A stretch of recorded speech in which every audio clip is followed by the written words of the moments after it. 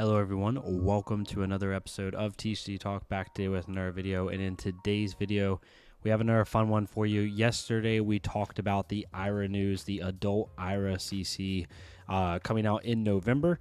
And I wanted to put together a couple deck lists. I've played this hero so much in Blitz. It was the only thing I played in skirmish season until I could no longer play it. And I feel like I have a decent enough grasp to where I am comfortable giving you some stock types of lists. We're going to go over 3 deck lists today. I'm going to go over a mid-range IRA deck list that kind of how I would play IRA if I were to play her like day one. Obviously, you could do a couple card switches, but for the most part, that's how I would play her. Then I'm going to show you an aggro version, a more aggressive version of IRA, and talk about the differences and the principles of that. And then finally, I'm going to show you a budget CC-friendly IRA deck that it starts out at $20. $20 to build the entire deck. And then I put a lot of cards on the maybe board for you to be able to track as you upgrade your list for any new players who want to play the hero. So we'll get right into it. If you're new to the channel, welcome. Thank you so much for stopping by. If you're a long-standing supporter, thank you so much as always. Feel free to check out the Discord down below, channel membership, all that good stuff. If I stutter or be a little crazy, super hard week at work, nothing serious, just like mind is all over the place. So please forgive me if I'm a little bit off in that aspect. So when it comes to IRA, there's a couple different ways you can play her. You can play her more mid-range based.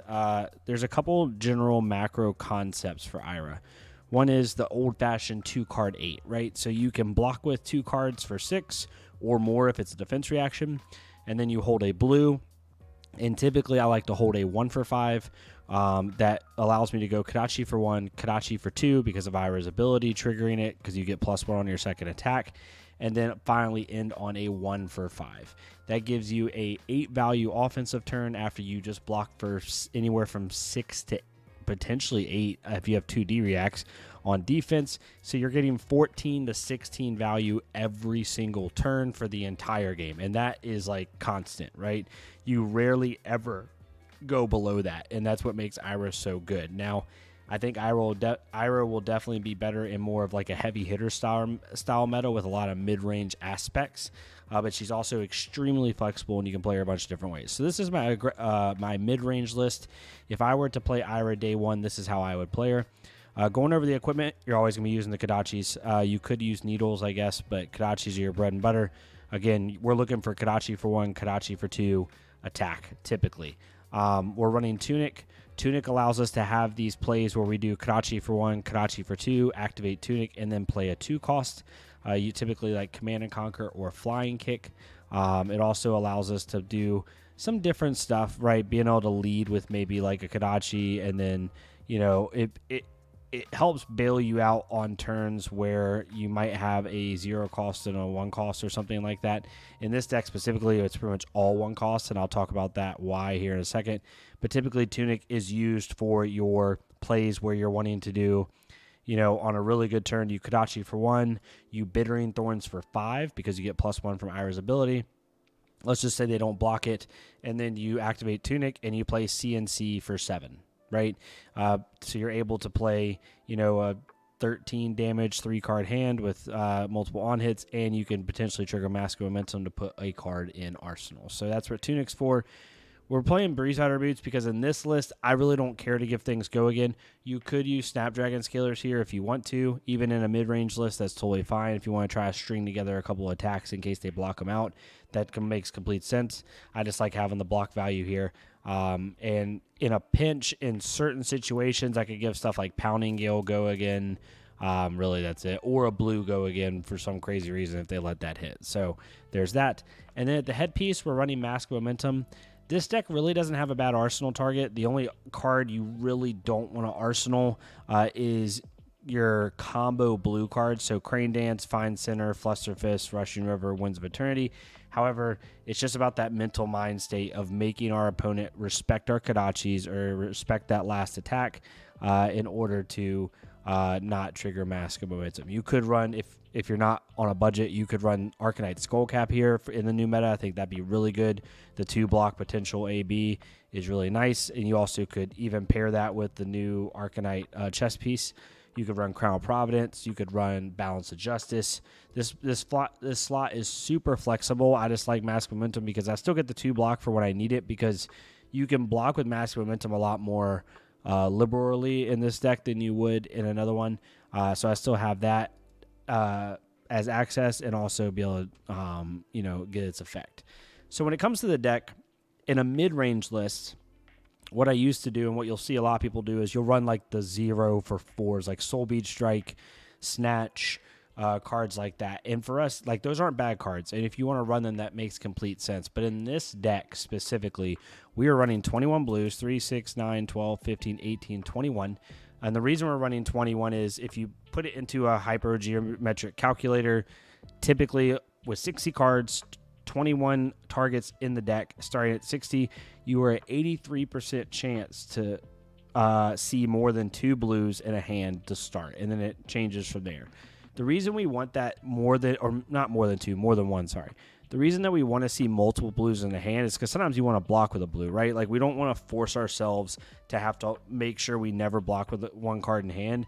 We want to have that flexibility. So I'm okay seeing 2 blues. I'll just block with one and then use the others, right? So there's that. You could get away with 18. That's totally fine. I prefer 21, but that's just how I am. But again, the reason we're not running the 0 for 4s and 0 for 3s is because we're always wanting to typically go Kadachi, attack.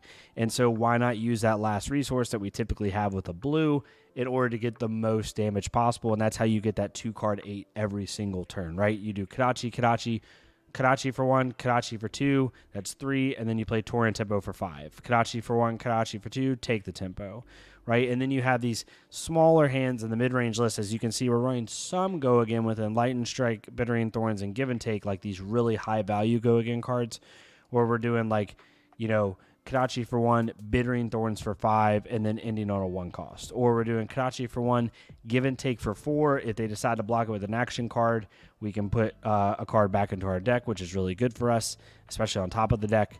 And then another 1 cost. So we're trying to make the most value we possibly can, and the way we do that is play 1 cost attacks.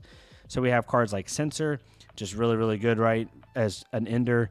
We have Take the Tempo, which if they really don't respect our Kadachis or this, we could potentially have a 6-card hand next turn, which gives us even more block value. We can't always use our hand, but it doesn't hurt. We have Command and Conquer as a chain ender.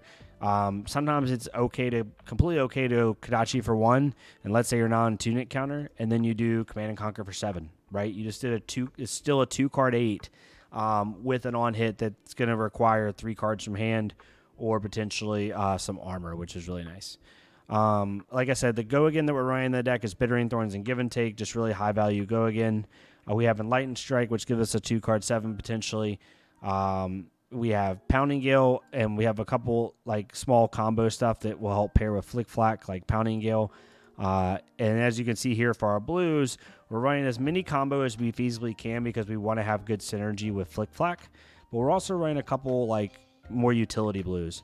Knives Out is super funny. On hands where you have only 2 blues, this becomes a 2-card 5, which on two blues isn't too bad, right? Like you Kadachi for 1, play this, it goes Kadachi for 2, and then your second Kadachi is coming in for 3 because you're getting +1 from Ira's ability, +1 from this. It's more cheeky. I love the card, so I play it.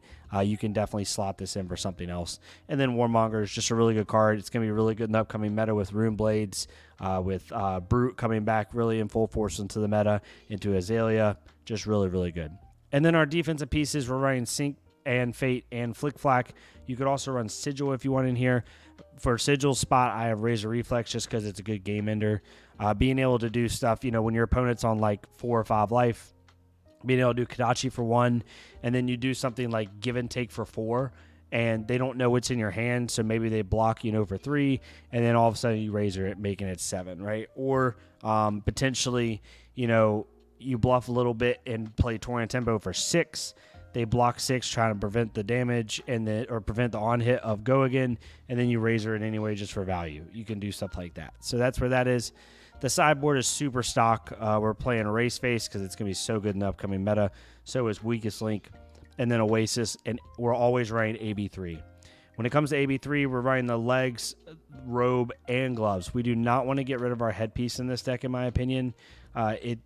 it allows us to get a little bit more tempo. We never want to use Arcane Lantern because we want to get the most out of our Kodachis all the time, and so that's where we're at with that, right? As you can see, maybe board ad snatch, but this is a mid-range list. The macro game plan of this list is block 6, attack for 8, or block 8, attack for 8. You're trying to get over that 12 value turn cycle as much as humanly possible. So that's the first list. The second list is a more aggressive version. Same equipment, except we're running Snapdragon Scalers to be able to do some cheeky lines, which I'll talk about here in a second. And as you can see here, we're still running some defensive pieces like Flick Flack, but we've taken the Sinks and Fates out. And what we're trying to do in this list is just string together a couple go-agains. Typically, you're like blocking with 1 card and then attacking with 3 when feasible. And you're trying to do stuff like Kodachi for 1, 100 wins for 4, Snatch for 4, right? You just did a 3-card 9, which is on rate, but you have constant breakpoint attacks that allow you to have massive momentum triggers. It's almost like old school Lightning Briar when she had all those 0 for 4s. It's very similar to that, right? You're running Double Strike, which is really good in this deck. Being able to do Double Strike for 1, Double Strike for 3, and then coming in for something else. Ride the Tailwind's really good because it helps give some of these blues go again when needed. And as you can see, we're running a lot of the 1 for 4 go-agains like Leg Tap, Spinning Wheel Kick, which will be 1 for 5s with Ira's ability. Also, Bending Thorns will be a 1 for 5.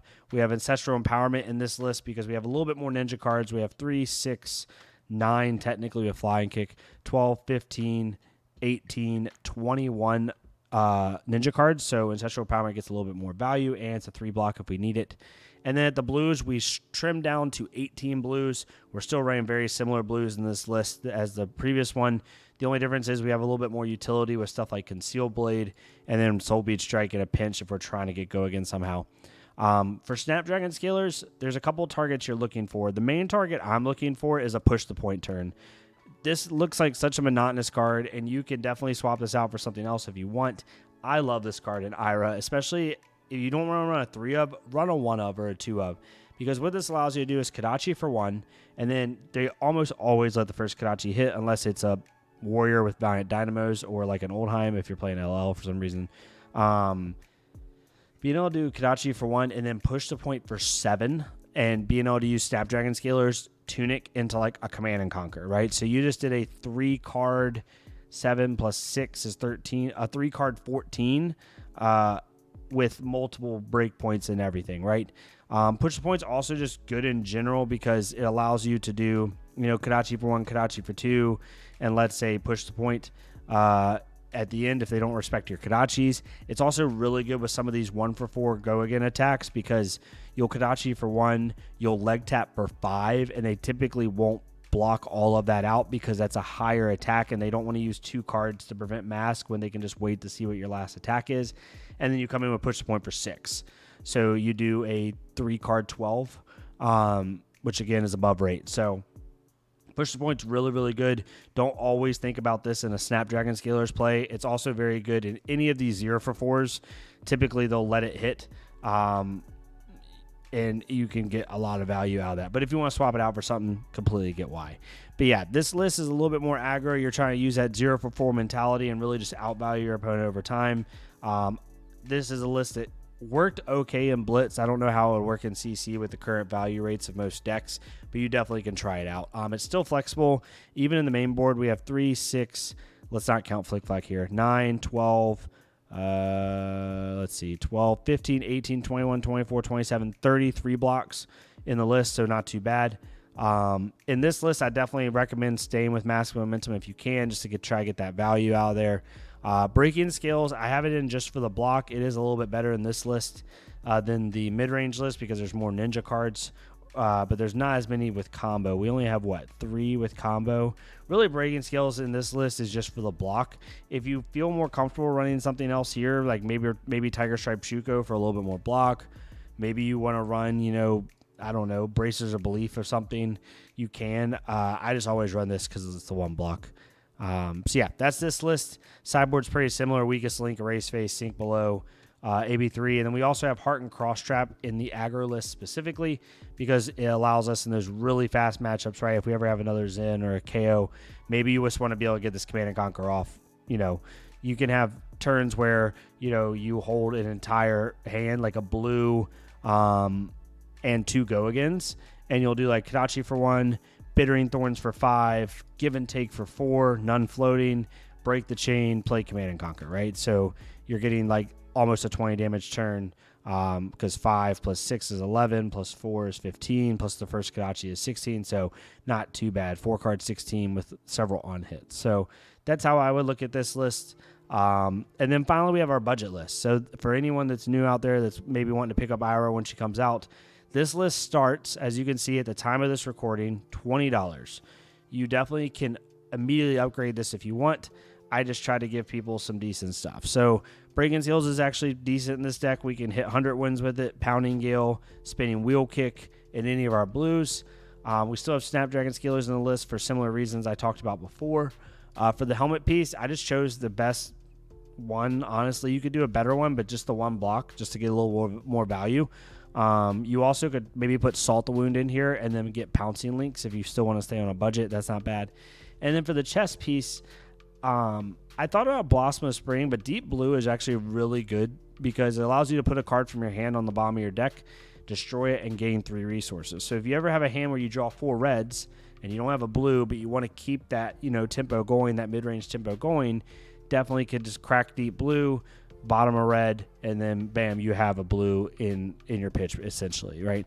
The only thing that this does do that puts it a little bit weird is you can't swing Kadachis because they won't have go again because you don't have a 0 in your pitch zone. So it can be a little bit awkward, but it at least allows you to play stuff, like Spinning Wheel Kick and Leg Tap and things like that. If you definitely want to run like Blossom of Spring here, just to make sure you have 1 resource when you need it, for like those Kadachi, Blossom of Spring, Flying Kick plays, like that makes complete sense. So definitely check that out.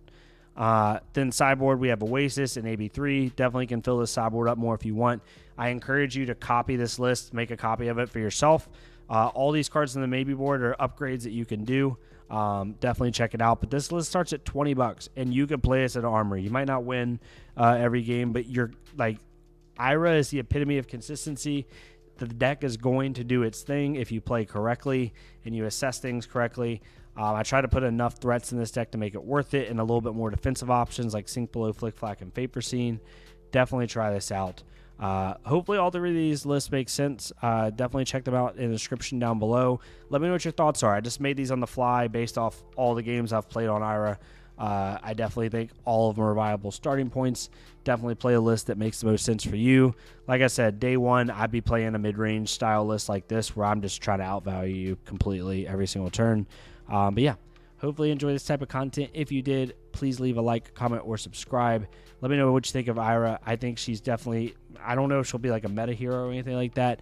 I've played her for fun with CC Life a couple times, and she held her own. She did well. That was like a year ago, 2 years ago. So definitely try it out, and let me know what you think. But yeah, thank you all so much for listening to this video.